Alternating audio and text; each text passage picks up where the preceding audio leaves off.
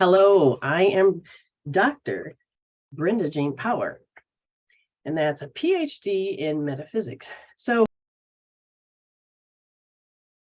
But what it is an awaken to your authenticity, but it's very, very deep. I love sanity too. Thank you, Spirit, for that. And as I brought these tools through, you use your own body, you use your thoughts that you're already doing. You don't really have to suffer. You don't have to try. I did my best to always manifest the future, but holy crap, that was not easy. And that's okay. But then when I found out that I can change, when I can change my perception and I can change my belief, and the only way I could change my belief was that I needed to see something other than. But most of the time we're taught, well, if something is different than what we've already experienced, then you're going to do what? Oh, wait a minute, this was my experience. And then this experience, oh, we're taught to shoot to kill. We're taught to shoot the messenger. We're taught to, you do not change who you are because someone's coming in. No, and then it just blows my, no, change was that you're supposed to hate it. You're supposed to not like it. You just push away. But is that true? And when I started to change the beliefs, where the hell we get them? I mean, I'm sitting there watching the Beverly Hillbillies, you know, that old show. And I'd be walking around the house. And Alan, you know, he's not American, so he's an Australian. And so he would hear me say, "Woo, doggies." He'd say, "Oh, land sakes, land sakes, and lamb basting, and I wasn't cooking. It was like, why do these people lamb baste me? Why is this always happening? Blah, blah, blah. But I'm looking at my husband going, I think that's where I got my education. Was from TV. It was from things that made me laugh. It was from things that made sense to me. And I would use them. But we borrow people's definitions. All of our life, from 7 to 12, all of those years are very much impressionable. We're a sponge. Why? Because we're download programs so that we can be a program, so that we can manifest what? The same of the old stuff. Well, when I started to take, like in this class, I started to create it, I would start defining my words. And I can tell you, you can become any reader if you just start using and understanding emotions and communicating with emotions, reading through emotions. And you'll be amazed at how amazing reader you can become. That's my secret. But I redefined everything through spirit. And when I would see something new now, I would say, ooh, that's interesting. Because I can tell I don't have a template for it. Instead of approaching it in such a negative way, instead of approaching it as I got to destroy it, approaching it, well, that's just stupid, with arrogance. Instead of approaching it with that, I look at it and say, well, that's interesting. Because it's amazing that when you have a kaleidoscope of life, these are perspectives. And I'm looking over here, and then somebody comes in that's opposite or whatever. And now I'm like, ooh, interesting. How'd they get there? What is that experience? What's it really feel like? I'll do that with like Christmases and things like this. Well, how do you do it? I come in with wonder, I come in with, show me.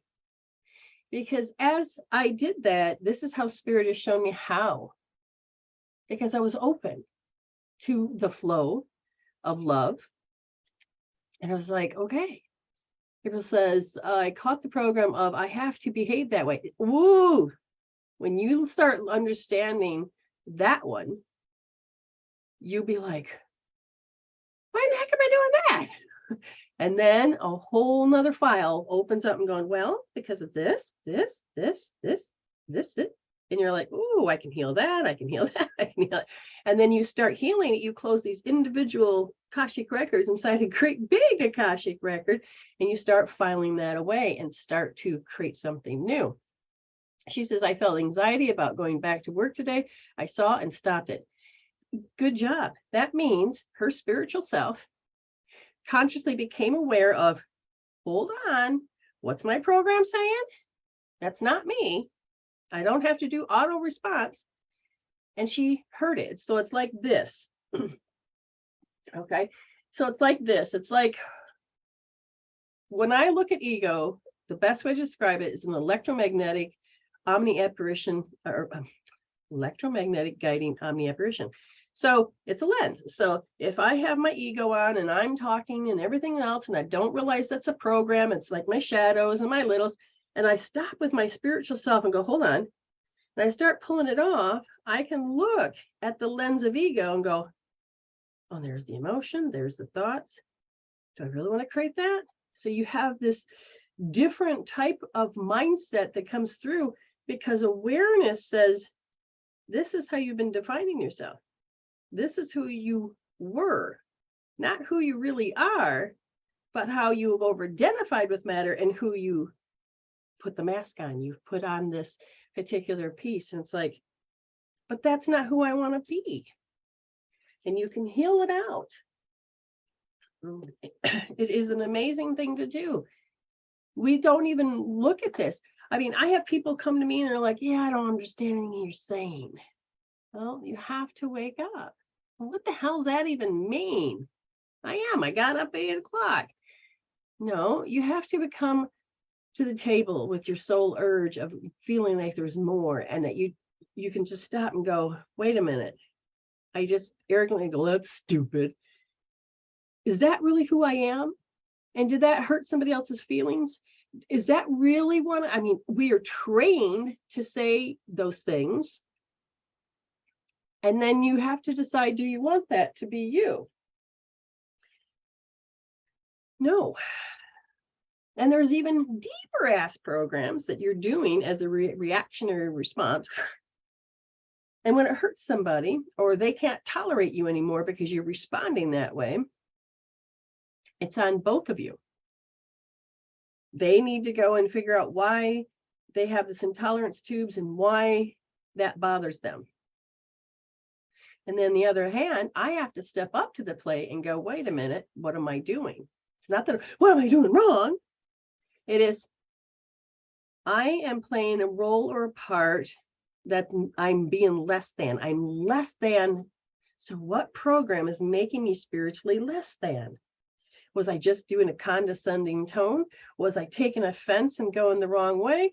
Was I trying to overcorrect? What was I doing? And those are sneakier because we can't see our own programs, but we can become responsible for how we're going to go. We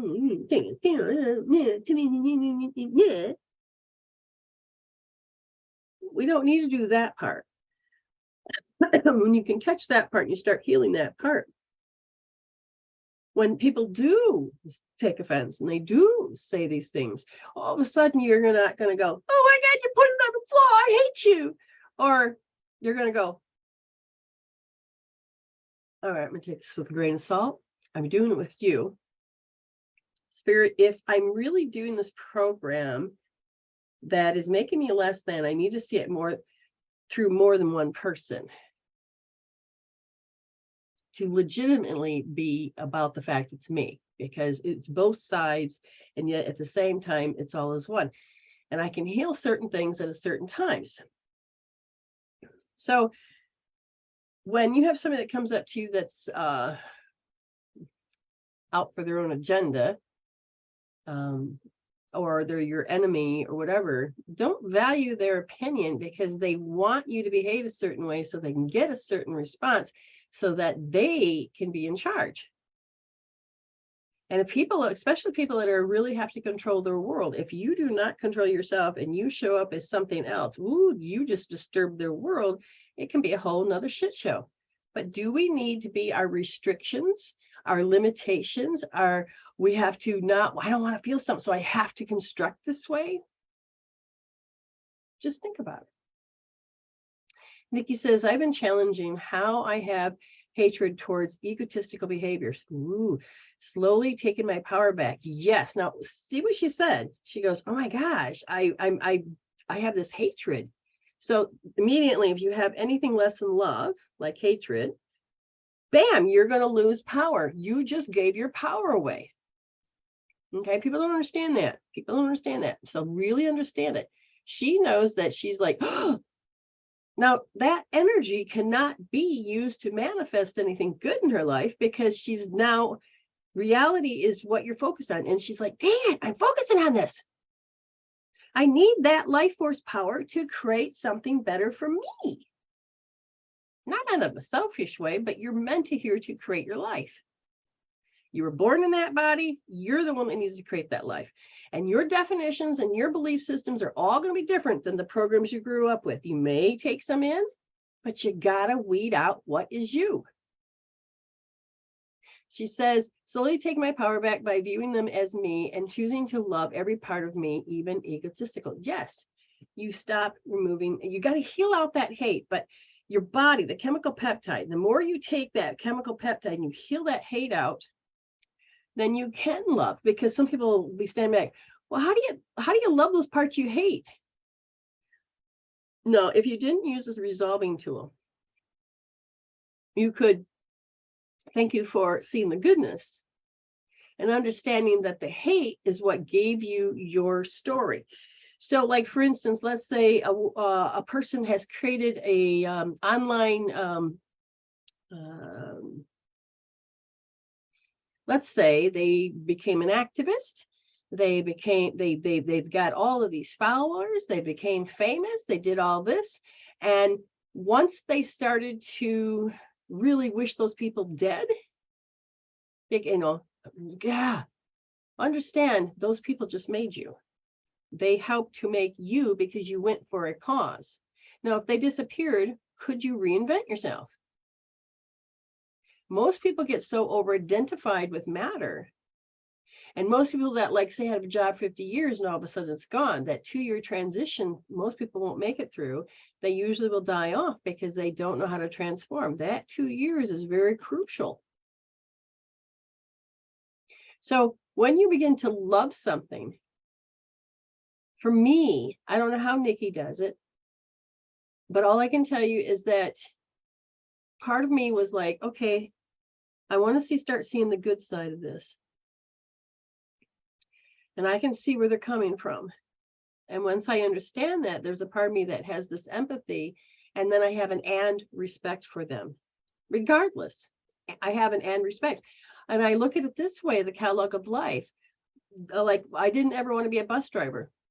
Thank you for being a bus driver. That's just something I can't do or wouldn't want to do. And it's the same for people that get very egotistical. I don't want to do that. I may have done it before. I know in my cells, no matter what soul line I have experienced it, but I know right now I don't have to. So I and respect that you are that part of the perspective for me. Now I can choose to give my life force and be around you 24/7 because let's say you're family or somebody I deeply love, but that doesn't mean we have to tolerate. You have to keep healing in you so that when you come to the table, when they've always come and you've always forgave them, then they just feel like they can go further or keep showing up that way.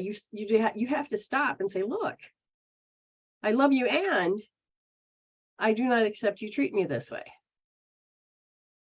Because they don't know where the line is.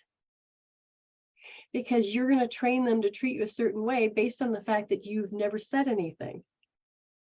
Or you thought you always had to put up with it. Let them come back to greet you in a whole new way, because the more you heal your shit, the more energy you get back, the more you stand differently. And then when people come at you or communicate with you, however that is, they're greeted with the new you. Now, some people don't want to change. They look at you and they still got you stuck back when you were little. You don't put up with it. You just say, okay, thanks. You don't have to be around it. But they need, if they want to be in your world, it's not like you're calling the shots and being mean. But as you stand as you,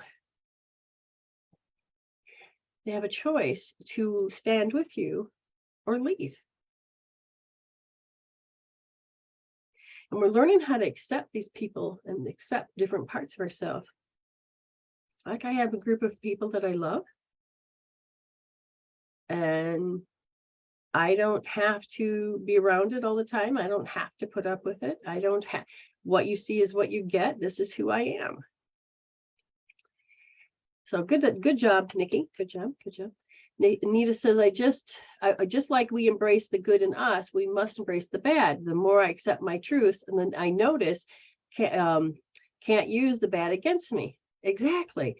You have these different layers of what's called levels of consciousness. And when you start to rise, you start to better yourself by increasing your knowledge, your definition. You allow yourself to change those energies out, and you will be all of a sudden in a different space. So you're no longer really in kindergarten. You start to move up. Now, you're not going to go back to kindergarten. You have a different rapport, different communication, a different way of being. And it's important to integrate all these parts of yourself. That's why I don't mind telling you, it's like, oh my God, I used to be so angry. And so when, like, I've healed out a lot of anger. And so I'm going to become this patient person. I become this person that doesn't have an intolerance tube. Every now and then I'll have one, but I don't build it. But those are the things you need to heal. And when you finally realize that there is no enemy, and that you've got to heal the things you don't like. And when I started healing the things that I didn't like, the anger disappeared, because how they spoke came through filters. And this is where you're at. And you start to own the fact that the things you can't see, God, those are the toughest ones, isn't it, girls, women, beautiful souls? Because there's a certain amount of awakening you have to be in to catch it. And then you go, oh, shit. Now, how do I heal that? How do I address that? How do I change it? Not changing it for anybody else. You're looking at your program and deciding, do you want to continue that behavior you can't see? It seems to hurt other people. I'm not going to sit there and go into my ego and beat myself up. I'm going to heal that. But I'm going to go in there and go, so if I'm talking this way and it hurts others, what does that look like? So me becoming who I am, I had to talk, right? And so I learned that if people are in ego mindset and I'm over here being me, they're going to think I'm being mean.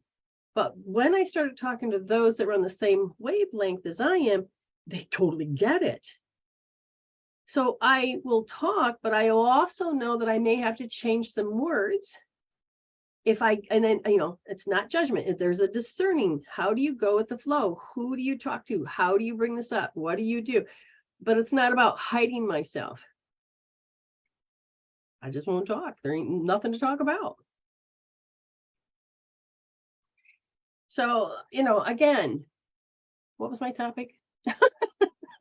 Nikki says, yes, exactly. What I'm doing and respect. And there's this reason people are using egotistical and having their unresolved traumas. I love you and I have boundaries. I don't want to change you. And when I ask you to stop and it is ignored, it is simply takes my happiness. Hold on, I open it elsewhere, because I won't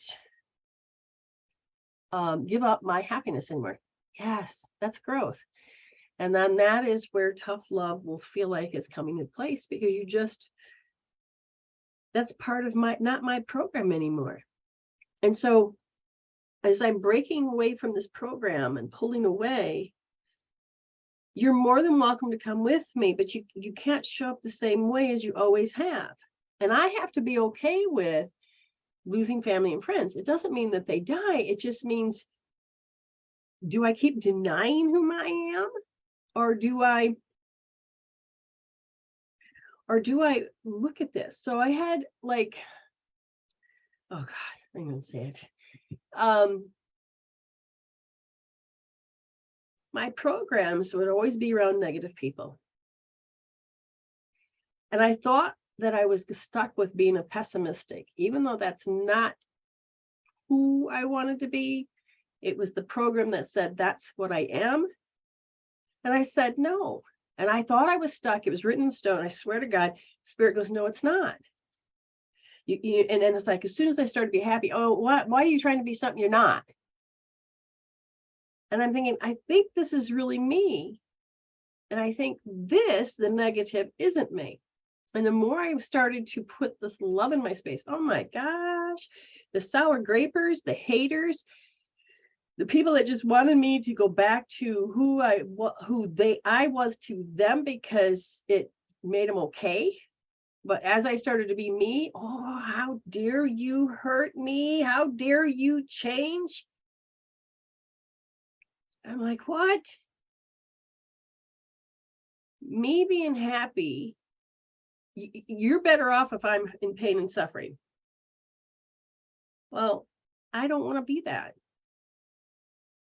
I mean, I changed my whole world because I was dying physically. I mean, I was growing spiritual, mental, emotional, but my physical body was saying, this energy is robbing you. This energy hurts. This energy is pain. So why are you still here?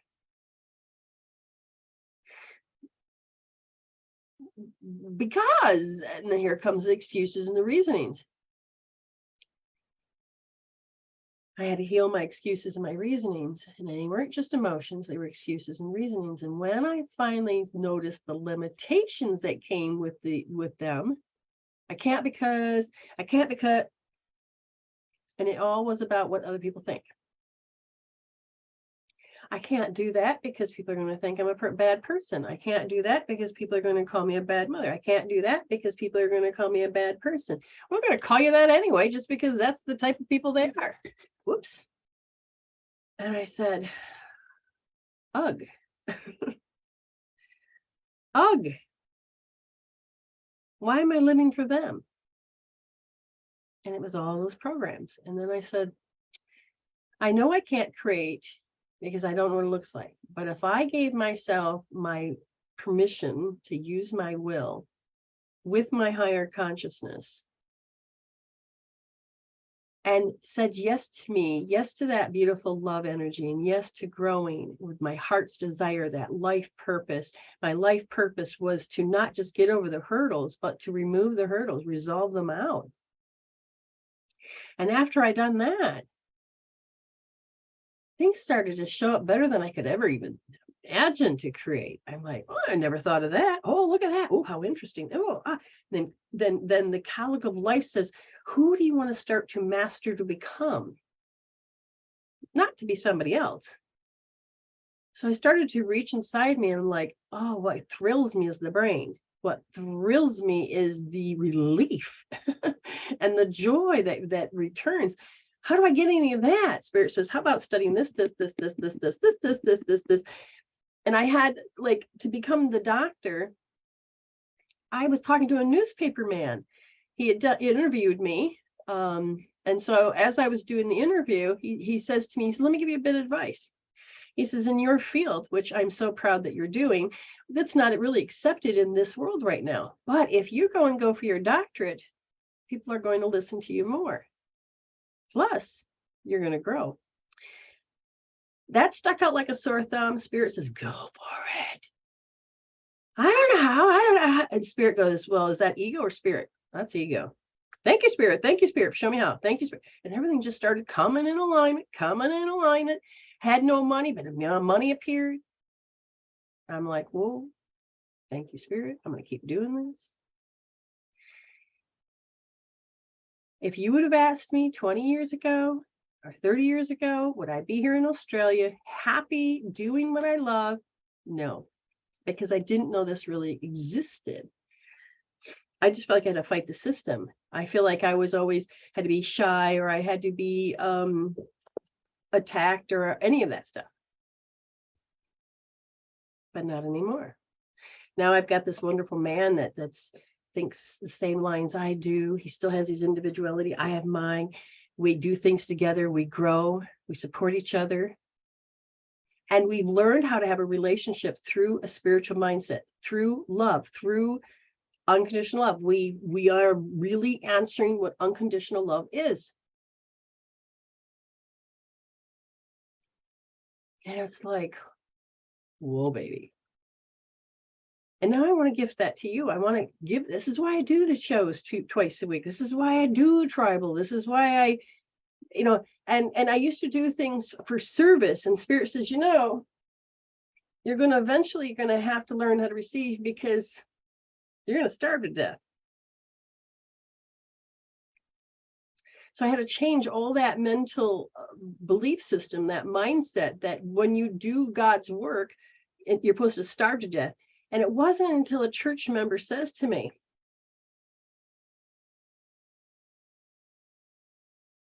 why are you not getting paid for being a reverend? Because you're supposed to do it for free. No, our reverend gets $70,000 a year, and that was back 20 years ago. We pay him. We give him a home. We give him a car. We give him a big allowance. I says, are you serious? He's done jack shit for me when I've asked for it. So I even redefined what a reverend is. Okay. Somebody says, unconditionally love exists in romantic relationships. Yes. The only problem is the conditioning that comes in the relationship when you have two that come together magnetically going, oh, love, love, love, love, love. And then you have all of the conditionings, all of the differences, all of the different ways of fighting, different ways of communication, the different ways, so are you coming together with trauma bonding? Are you coming together with love bonding? How are you coming together?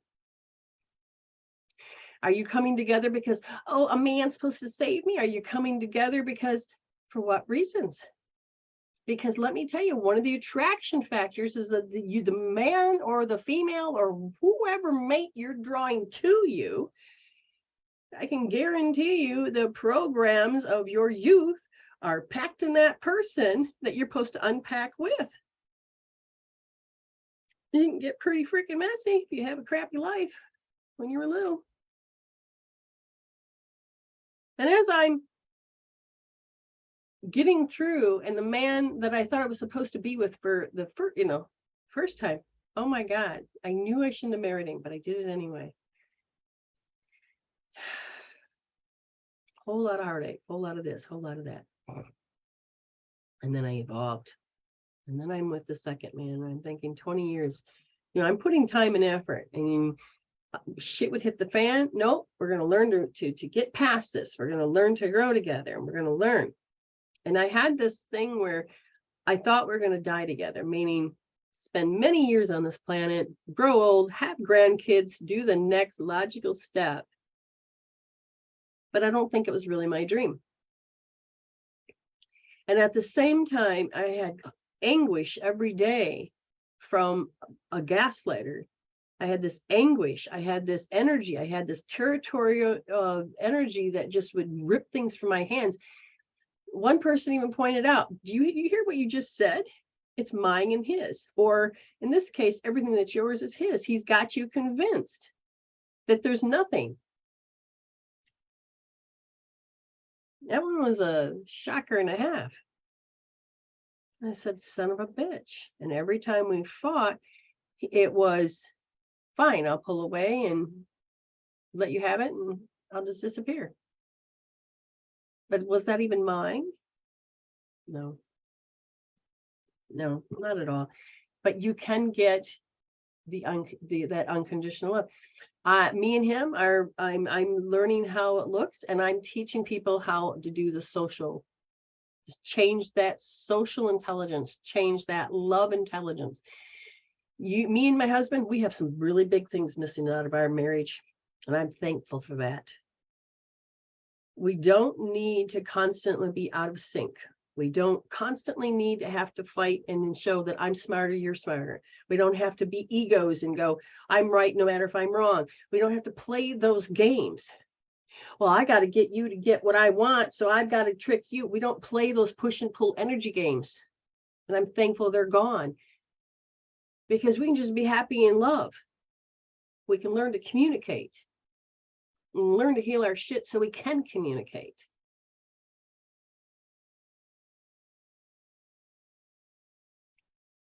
I would grow up with condescending. I'm sorry. You don't like this. I had no clue I was even doing that. Flippant speaking. And I realized I was taking offense. When I started to catch that one, I was still married, married to my ex. And I'm like, because he was using it on me. I was the one, like, this is the confusing part, okay? This is where I probably shouldn't even talk about it, but for those that have ears, let them hear. Those that have eyes, let them see. I got somebody, well, I got him this thing, and I thought he would like it. Well, come to find out, he had a whole different definition, and I didn't know. So he all riled up, and it hurt. And so I took offense. I gave him my power without realizing it. I gave it. And I sat there, well, I'm sorry you don't like it. I'm sorry. But that was me being ego, trying to soothe myself. And I said, that's a fucking tool. That's not even a healthy tool. That is a coping tool. That is an ego coping tool. Why do I have that? And as soon as I started to release that out, I realized one of the things he liked to do was be mixed matched. And so if I was happy, he had to be the opposite. If I were to, whatever it is. So it's like he wanted to inflict pain on me. And I'm like, do you really like that shit? That's not me, but I must have grew up with it. Holy shit, who are you to me? So I had to heal how I would always give a sour graping, how I would have to talk. And I'm like, but that could be facetious. That could, no. Those are the hardest ones to see, to transform your world. But when you do it,